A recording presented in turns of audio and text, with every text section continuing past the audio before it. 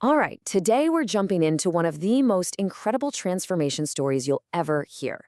We're talking about a guy who went from being a total outcast, seen as a traitor to his own people, to becoming one of the most important figures in all of Christianity.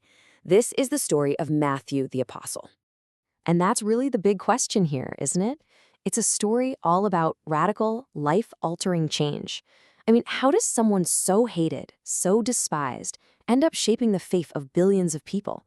Let's get into it. So, before he was Saint Matthew the Apostle, he was just Levi the tax collector. And that job title, it basically made him a public enemy. To really get a grip on his transformation, you first have to understand just how much people hated this guy. Okay, so check out how this whole system worked. The Romans were smart. They outsourced tax collection. They called it tax farming. Basically, a big shot contractor would pay Rome a massive lump sum for the right to tax an area. Then, they'd hire local guys, publicans like Matthew, to actually go and collect the cash. Their job was to get Rome's money back, plus a nice profit for themselves and their boss. You can see how this system was just begging for corruption. So you see, this wasn't just about the money. For a Jewish man like Matthew, being a tax collector meant you were a traitor, plain and simple. You were working for the Roman occupiers against your own people. And yeah, they were famous for skimming off the top, taking way more than they were supposed to. On top of all that, because they were always dealing with Romans, who were seen as pagans, they were considered religiously unclean. They were totally cut off from society. Their only friends were, well, other outcasts. So picture this. There's Levi, the tax collector, sitting at his toll booths. He's rich, for sure, but he's also completely alone, a total social reject. And then, in a single moment, everything changes. That's it. Just 2 words. No big speech, no long debate. Jesus walks up to this despised man sitting at his booth and gives him a simple, direct command. And Matthew's response? It was just as quick. Think about what this actually meant. He literally just got up and walked away. He left his whole life behind at that toll booth. This wasn't like a fisherman leaving his nets. He could always go back to fishing. No, when a tax collector abandoned his post, that was it. He was cutting ties with his Roman bosses for good. He traded a life of wealth and security for a life of total uncertainty, just to follow a traveling preacher. And this just perfectly sums up the whole point.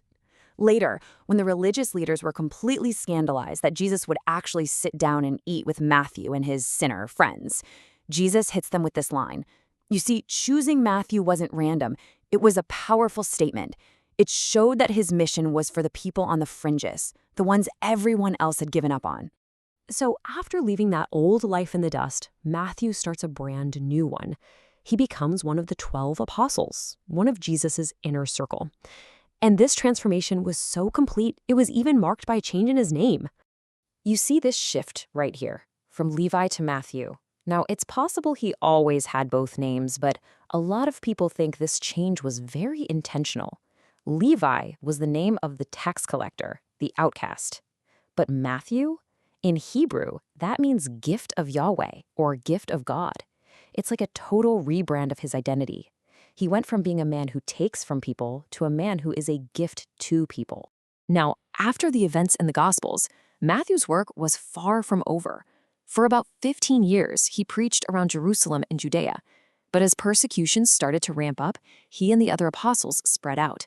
Ancient traditions say he traveled all over the place. We're talking modern-day Syria, Iran, and Iraq. But most stories agree that his final mission took him to a region known then as Ethiopia. And that brings us to the most debated, most mysterious part of Matthew's life, his death. See, while the church honors him as a martyr, the actual historical accounts are a fascinating and pretty contradictory puzzle. So you ask, how did he die? Well, the short answer is nobody knows for sure. Ancient writers in different traditions offer up a whole bunch of conflicting stories about his final days. It's less of a clear narrative and more like a collection of historical clues that just don't want to line up.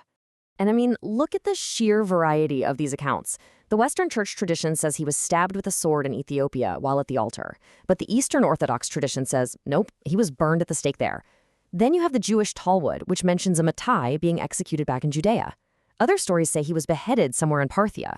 And just to make it all even more confusing, a really early Gnostic writer named Heracleon claimed Matthew didn't die a martyr at all. He just died of old age. So let's zoom in on the two most famous stories, the two that get told the most, both set in Ethiopia. In the West, you have the Heraclitus story. It's this dramatic tale of a king who wants to marry a consecrated virgin named Iphigenia. Matthew tells him no, and for that, the angry king has a soldier stab him in the back during Mass. The Eastern story, the Fulvian tradition, is all about miracles. A prince orders Matthew to be burned at the stake, but the fire doesn't touch him. Instead, it burns up nearby pagan idols. The story ends with the prince repenting and eventually becoming a bishop himself. So you've got two totally different blockbuster-level stories for the same event. But, despite all the mystery and confusion surrounding his death, Matthew's legacy, that part is crystal clear. His impact on the world comes not just from his incredible life, but from the book that carries his name. And this is the absolute key. Matthew is traditionally credited with writing the Gospel of Matthew, and its placement as the very first book of the New Testament is so important. For 2,000 years, it's been the bridge connecting the Old Testament with the New, shaping Christian theology more than almost any other piece of writing. And get this number, 65. That's roughly how many times Matthew either quotes or alludes to the Old Testament. His gospel's main goal was to show his fellow Jewish Christians how Jesus was the fulfillment of everything the ancient prophets had talked about. You could say the tax collector, with his incredible attention to detail, put those old skills to a brand new and much higher purpose. And today, Matthew's legacy is alive and well. In a wonderful twist of historical irony, the former tax collector is now the patron saint of accountants, bankers, and, yes, tax collectors. He's celebrated all over the world, and if you ever want to pay your respects, his relics are believed to be resting in a beautiful cathedral crypt in Salerno, Italy. So we end up right back where we started. Matthew's journey from collaborator and sinner to apostle and evangelist is just one of the most profound stories of transformation out there. And it leaves us with this one big, fascinating question. What does it really mean that the very opening of the New Testament, the book that introduces Jesus to the entire world, was written by a man whose voice society once tried so desperately to silence?